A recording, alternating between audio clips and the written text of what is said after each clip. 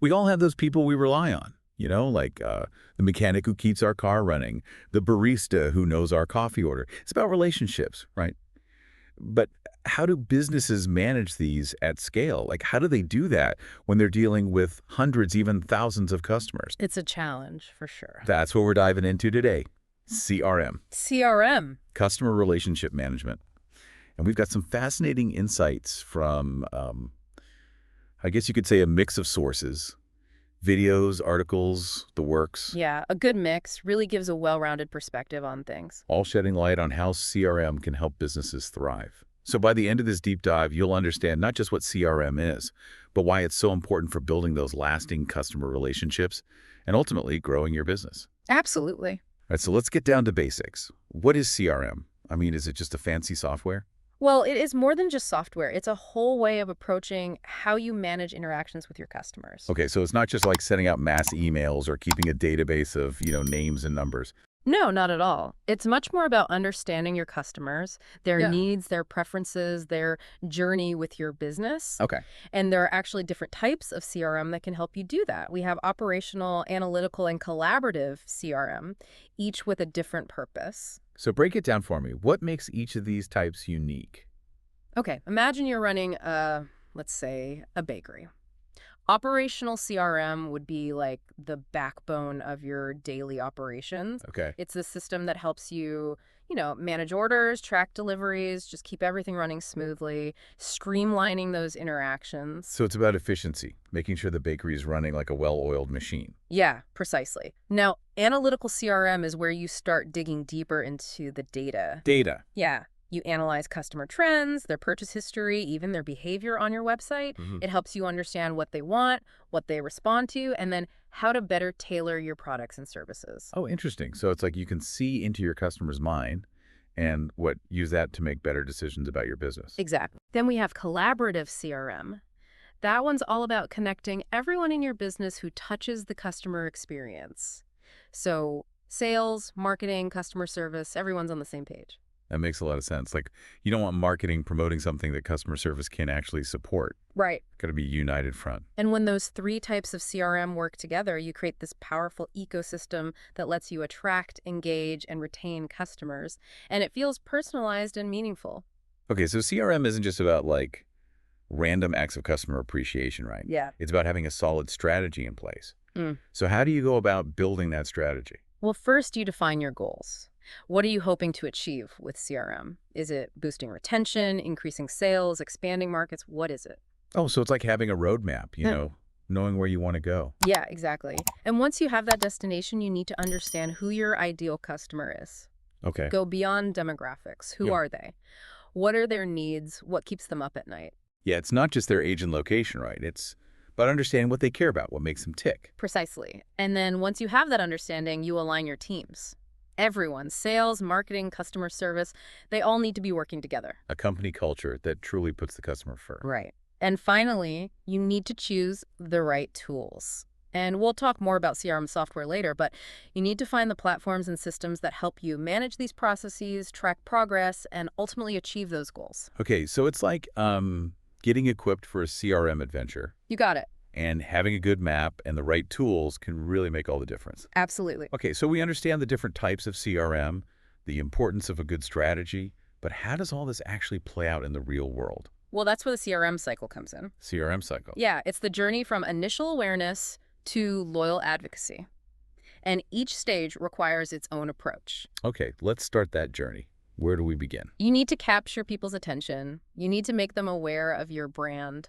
Think social media campaigns, content marketing, anything that sparks interest. So it's making a good first impression. Exactly. Ooh. Once you have their attention, then it's acquisition.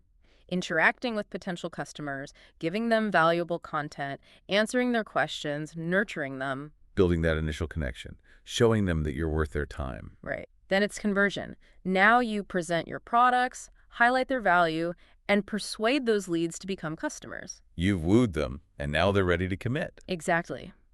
After that, it's all about retention. Now you have these valuable customers and you want to keep them. You happy? Right, keep them coming back for more. Exceptional customer service is key here. Resolving issues, anticipating needs, building that loyalty. It's like you're nurturing the relationship. It's more than just a transaction. Exactly. And the final stage is advocacy. Advocacy. You want those happy customers to become raving fans who spread the word, bring in new business. So they're like, what, ambassadors? Exact. And that's the ultimate sign of a successful CRM strategy. It all starts with understanding the customer journey and giving them value every step of the way. This is all really insightful. But one of our sources mentioned how Amazon uses CRM to manage its massive customer base. Oh, yeah. How does that even work with a company that size? Amazon's a great example of CRM in action, even at that scale. They use sophisticated software, algorithms to personalize recommendations, track everything, optimize the whole customer experience. Wow, it's amazing how technology can make that personal, even with millions of customers. It is. But here's the thing. What's that? Technology is just one piece of the puzzle. Okay, so what's the missing piece? What brings it all together? The human element. We'll dive more into that in the next part, but it's about remembering that behind every transaction, every data point, there's a person. Right. You can have the best CRM software in the world, but without that human touch, it's just, I don't know, a bunch of numbers. Exactly. And that's what we'll be talking about next. How to balance the power of technology with the human connection to create a truly impactful CRM strategy. Sounds good. We're back and ready to explore more of this whole CRM thing. Yeah. Before we were talking about how even giant companies like Amazon still focus on that human element. Yeah, it's really interesting, right? How a company can be so data-driven, Yeah. but still know it's about connecting with people. Definitely. And our sources actually made this cool comparison. A small running shoe store and a tech giant like Salesforce.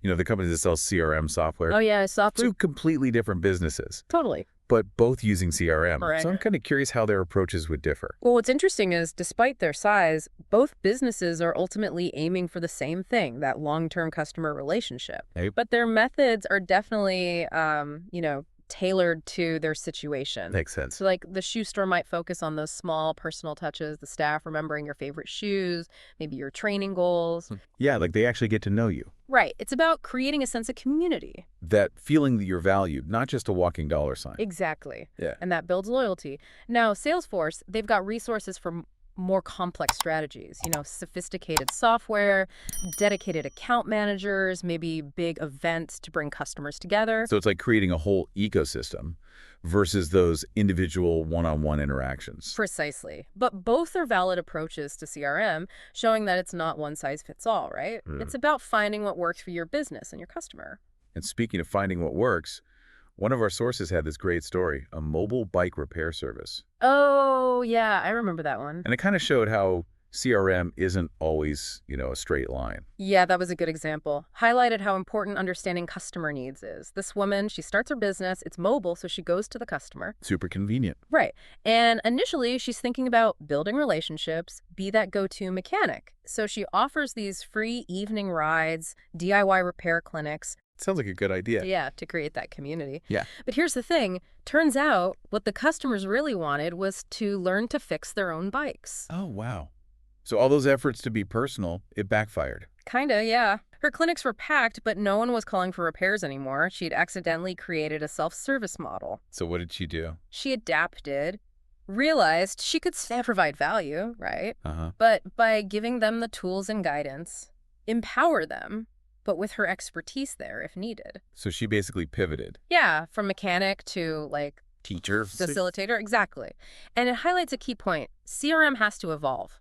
Okay. It's about listening to your customers, adjusting your approach Right. based on their needs and your own business goals. Such a good lesson. Yeah. But I think a lot of listeners are probably thinking, okay, this is great in theory, but how do I actually do it? Like, what are the tools? Well, that's where CRM software comes in.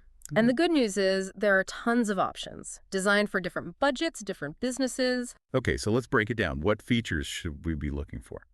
Well, the core of any good system is contact management. Okay. Storing customer data, tracking interactions, keeping everything organized. It's like a digital Rolodex, but way more powerful. So no more sticky notes and random spreadsheets. Yeah, exactly. And beyond just storing data, you want a system that helps you understand the customer. Okay. And that's where things like lead tracking, sales pipeline management, those come in. Right. They give you visuals of where leads are coming from, how they move through your process, where the bottlenecks might be.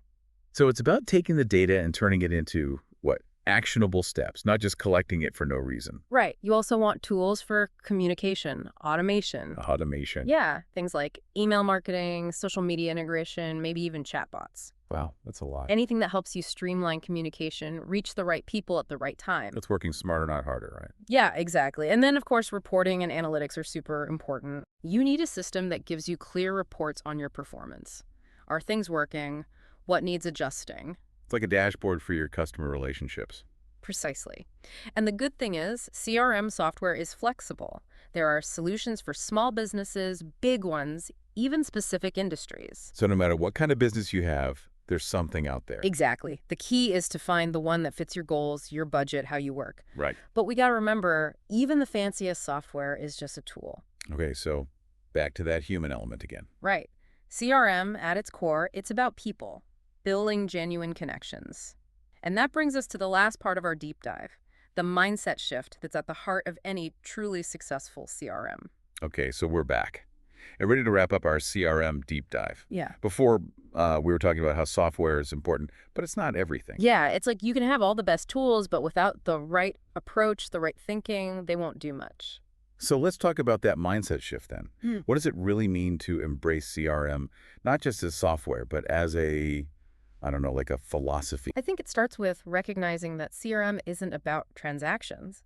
It's about those relationships. Yeah. Putting your customers at the center, making them feel valued, understanding that a happy customer is going to be a loyal customer. So it's not about, just closing deals and hitting numbers. Right, it's deeper than that. It's about their needs, giving them value, going beyond their expectations. Yeah, think about it.